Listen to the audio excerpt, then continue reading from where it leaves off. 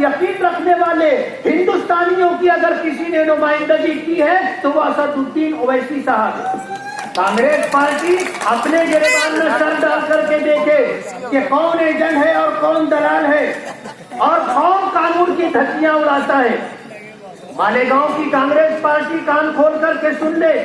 میں ایک مثال دینا چاہوں گا، یہ تعمیر و ترقی کی بات کرتے ہیں اور پورے شہر میں گھوم گھوم کر کے ہاتھ جوڑ کر کے دہائی دیتے ہیں کہ ہم نے اتنا کام کیا ہے۔ ایک کام میں آپ کو بتانا چاہتا ہوں، بیوٹی طرز پر گنپتی کنڈ کے پاس ایک پل بنا ہے، آپ نے دیکھا ہوگا۔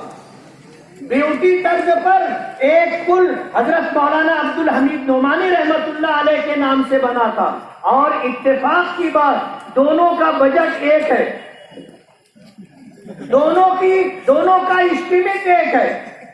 اتنی ندی میں پانی آیا اور نوجوان دوستوں، بزرگوں اور میری ماؤں اور بہنوں، مالیگاؤں شہر اپنی ایک شان رکھتا ہے۔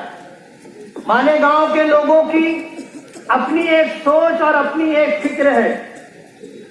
مالیگاؤں مسلم اکثریت کی شہر ہے، یہی وجہ ہے کہ فرقہ پرستی کی طرف جھکاؤ رکھنے والی کانگریس پارٹی نے ہمیشہ مالیگاؤں کا اور مالیگاؤں کے لوگوں کا استحصال کیا ہے۔